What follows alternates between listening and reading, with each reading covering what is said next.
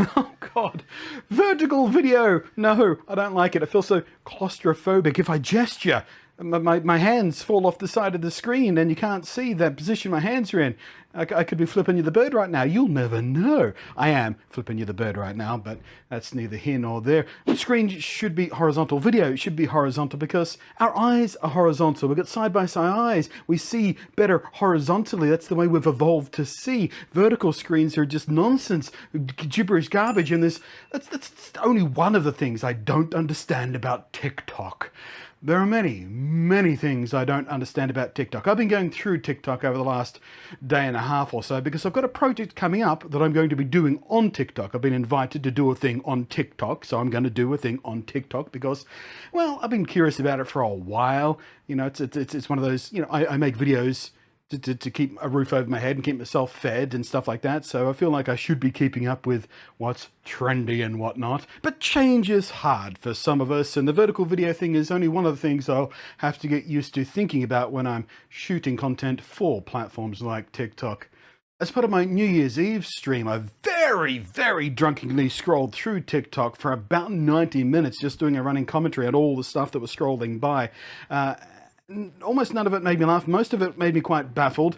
I wasn't logged in at the time, so the algorithm wasn't really sort of activating and picking up on what I was looking at. So it was just feeding me the most popular stuff, the stuff the kids are looking at. And I'm like, why? Why is this here? How is this content? Why is this popular? Why does this have 4.1 million views? It's just a pretty girl wiggling about for 15 seconds to music that isn't even hers. Now, so cute animals I get, you know, project videos I get, you know, tips and hints and tricks and stuff like that I get, oversimplified social commentary I get, myth-busting things to do with stuff like autism or queerness and stuff like that, I get all that. There's a place, you know, that's helpful, useful video that sort of imparts knowledge or makes you laugh or makes you smile or makes you forget about the crappy day you're having when you're watching a cute little parrot do a cute little parrot thing. I love parrots, by the way. My current TikTok feed is filled with lots of very cute parrots doing very cute things. I used to have a parrot, cockatiel, called Picard, and I miss her very, very much.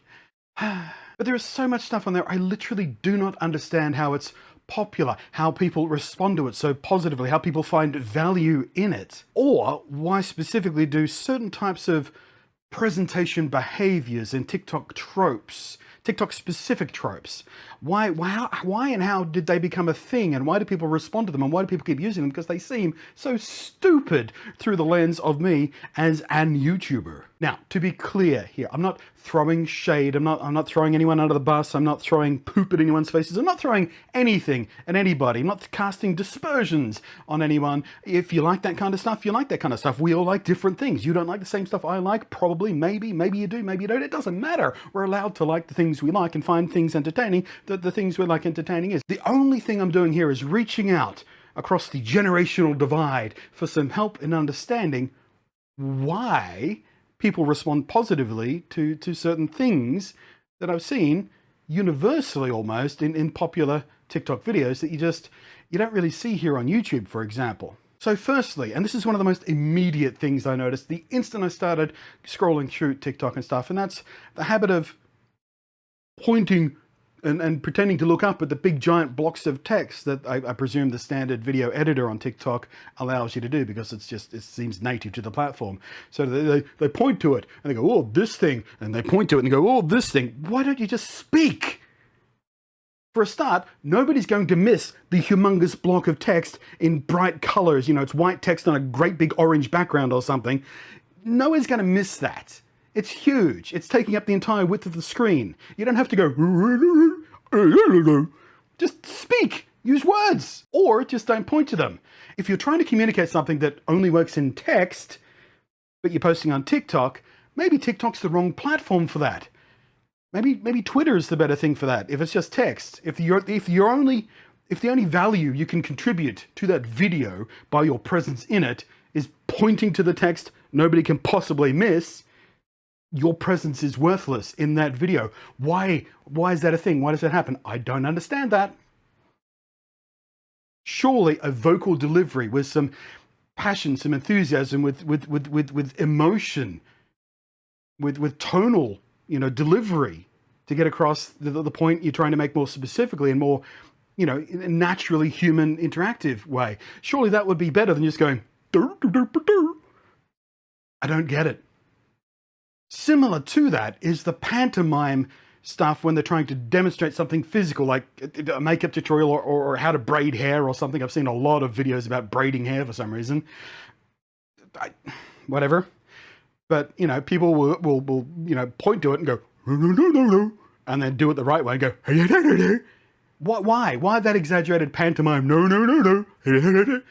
Who do you think your audience is? Like 18-month-old babies who don't really have a full command of the English language yet and only sort of get the broad strokes of pantomime, you know, exaggerated body language and stuff like that. And I don't understand. Why is that necessary? Who do you think how dumb do you think your audience is? Now, I get that maybe it's to cross a language barrier, just demonstrating instead of talking.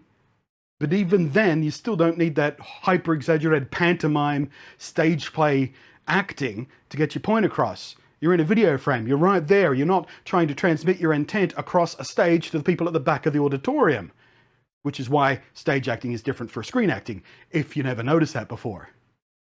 I don't get it. Do not get it. Please explain it to me. Why is that a thing on TikTok? And like I alluded to at the beginning, there are a lot of like micro dance videos. I don't know, that seems like the term to me. I've never heard anyone use the term, but I'm coining it if it hasn't been coined. Micro dances, where someone or a group of, you know, 2 or 3 people will do a series of like 7 easy to perform dance moves just in a sequence to like 15 seconds worth of music that they didn't even produce in the first place. And somehow that is incredibly popular content. I mean, I get watching dance videos of people who are incredibly talented at dancing. Like several years ago, there was the whole big thing on YouTube, for example, about different videos doing variations of what's called the Melbourne Shuffle. It might have other words elsewhere, but dance people will know what I'm talking about. I don't know. The steppy one. The steppy one. Be more of a fat nerd. You know, the steppy dance. No, but, you know, I get watching that because that's not something I can do. The types of dances I'm seeing that are popular on TikTok are things that I can do. I wouldn't look good doing them because, well, I look like this and not a, you know, pretty 17-year-old girl with voluminous hair and on fleek makeup or whatever. And yes, I know on fleek is not a word that kids use these days. I just like pulling it out every now and again to embarrass the millennials for having that word for about 6 months and thinking it was the best word ever for describing a style, and then forgetting it ever existed. So every now and again you just bring it up. Hey, you remember when you guys were running around saying on fleek? Feel dumb about that yet? All my words are still cool from Generation X. Cool, radical, awesome. You know, you can say that. You can drop those in conversation these days and not feel embarrassed by it. Drop on fleek in conversation. See if anyone raises an eyebrow. But with the dance thing, I suppose part of TikTok is the shareability and the mimicry. Sorry, if you hear a high-pitched whine in the background right now, it sounds like someone's doing some vacuuming in the halls outside, the building maintenance. I'm going to keep going. But, you know, part of TikTok is, and that's the other thing I don't understand. We can flow straight from the dance thing into this. The other thing I don't understand is a huge part of TikTok seems to be copying exactly what someone else did in their video. Not doing your own take on it, not doing your own version of it, not riffing on it, not expanding on it, not taking a new angle at it, but just literally remaking someone else's video. How is that engaging content? How does that get so many shares? How does so many people just go, well, that person did that, I'm going to do exactly the same thing because why? What's the drive behind that? What's the intent? I don't understand. Oh, and one more thing that really bugs me about TikTok creators, and that's when they are talking to their audience, much like I am now. They're using a lapel microphone or perhaps the little built-in microphone on their dangly wired headphones, but they don't let the microphone dangle, and they don't use the lapel microphone as a lapel microphone. Instead, what they do is this, which is something the microphone is not designed for. As you can probably hear, I'm popping the microphone fairly significantly, and most people's audio on TikTok, when they do this, sounds awful. They are not designed for use like this. They are designed for use like this. So, help. Gen Z, help me understand. Why these things? Thanks for watching. I am Blunty. We'll catch you next time. Thanks as always to the patrons scrolling up above. Vertical video. Gonna take a while to get used to editing like that.